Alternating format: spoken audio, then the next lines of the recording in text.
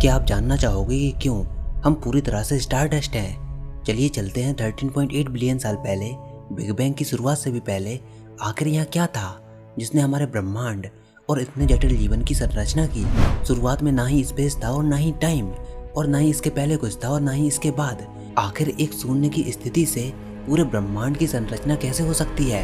ऐसे में stars, planet और हम सबका खुद का अस्तित्व भी एक सवाल बनकर रह जाता है। और ऐसे सवालों का मन में आना बिल्कुल जाहिर सी बात है कि आखिर वो कौन सी शक्ति थी जिसने हमारे और पूरे ब्रह्मांड की रचना की, जिसने ऐसी कंडीशंस की रचना की जिसमें जीवन संभव हो पाया। तो आइए चलते हैं जहाँ से इन सब की शुरुआत होती है, एक शून्य की स्थिति से।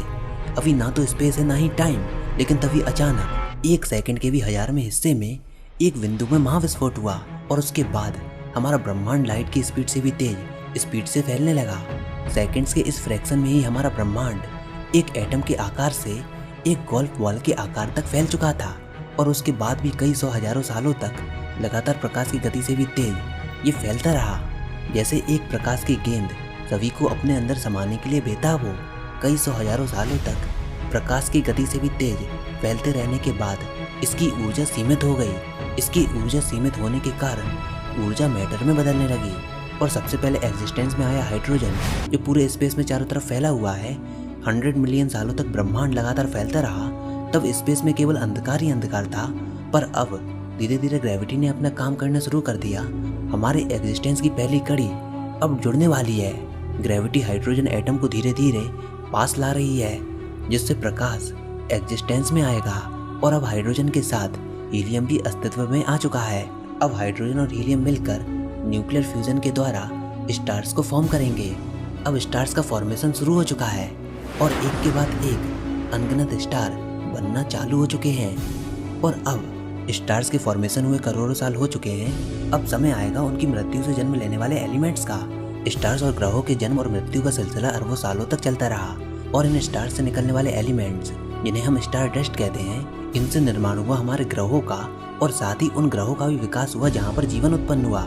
इन सभी ग्रहों को अस्तित्व में आने का कारण मरे हुए स्टार से निकलने वाली स्टार डस्ट है। एनर्जी को बनाया नहीं जा सकता, केवल उसको ट्रांसफॉर्म किया जा सकता है। जो आप अपने चारों तरफ देख रहे हो, फील कर सकते हो, और जिस एनर्जी का इस्तेमाल कर रहे हो, वो उसी समय एग्जिस्टेंस में आई जब स्पेस और टाइम एग्जिस्टेंस में आया, यानी कि बिग बैंग के समय से।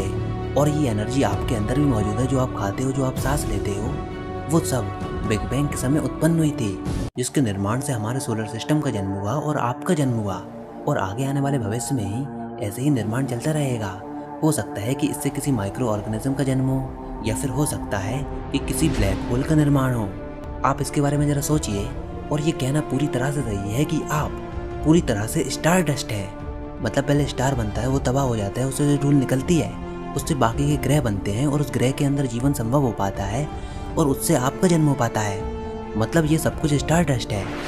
तो अगली बार जब भी आप रात में तारों को देखो, तो ये जरूर सोचिएगा कि जिस प्रोसेस से आपका जन्म हुआ है, उसी प्रोसेस से उन तारों का भी जन्म हुआ है। तो दोस्तों, ये सब था आज की वीडियो में। आई होप आपको ये वीडियो जरूर पसंद आई होगी। अगर ऐसा है तो इसको लाइक कीजिए, अपने दोस्तों के साथ शेयर कीजिए, और चैनल को सब्सक्राइब करके नोटिफिकेशन बेल को ऑन कर लीजिए, ताकि आगे आने वाली वीडियोस आपसे मिस ना हो पाएँ।